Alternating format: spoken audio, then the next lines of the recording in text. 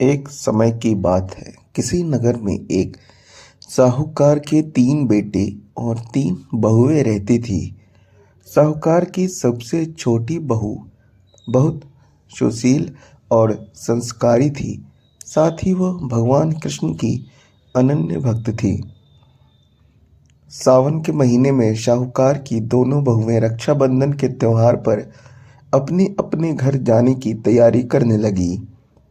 सुबह जल्दी उठकर घर का सारा काम करने लगी तो छोटी बहू ने पूछा, क्या बात है दीदी, आज इतना जल्दी जल्दी काम क्यों कर रही हो?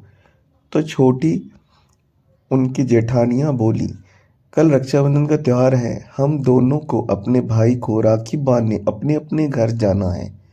तेरा तो कोई भाई नहीं है, तू क्या जाने रक्षाबंधन का महत्व, भाई बहन के रिश्ते का महत्व। छोटी बहू को ये बात बुरी लगी और वो भगवान श्री कृष्ण के प्रतिमा के पास खड़ी होकर खूब रोई और बोली, यदि मेरा कोई भाई होता तो आज मैं भी अपने घर जाती। अगले दिन रक्षाबंधन का त्योहार था।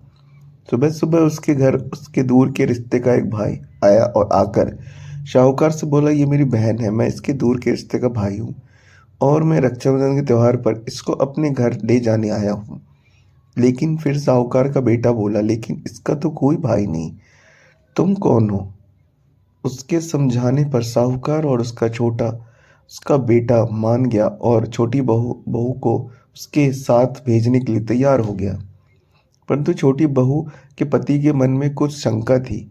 वह बोला, आप इसे ले तो जाइए, लेकिन इसे वापस लेने मैं खुद आऊंगा। ऐसा कहकर उसको उसके भाई के साथ भेज दिया। रास्ते में चलते चलते छोटी बहू ने अपने भाई से कहा, भैया तुम इतने सालों तक कहाँ थे और पहले मुझसे रक्षाबंधन पर कभी राखी बंधवाने क्यों नहीं आए? तो उसका भाई बोला, बहन मैं 7 समुंदर पार प्रदेश में कमाने गया था।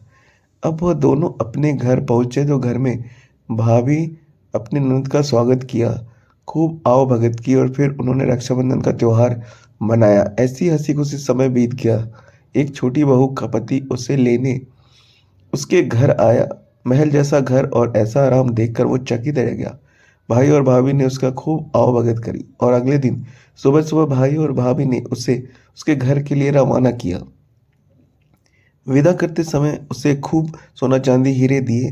थोड़ी दूर जाने पर छोटी बहू का पति बोला, और मैं गलती से अपना कुर्ता वहीं भूल आया।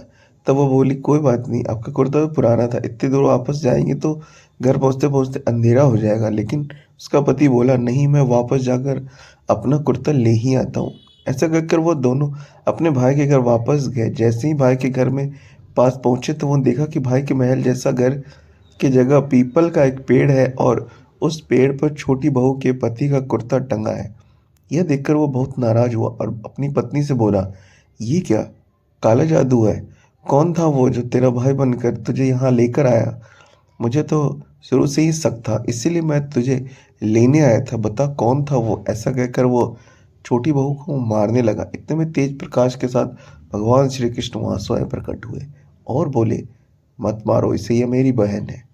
हर साल रक्षाबंधन के त्योहार पर ये मुझे राखी बांधते आई है और अब मैंने इसका भाई होने का फर्ज निभाया है। इसे अब मैंने अपनी बहन माना है।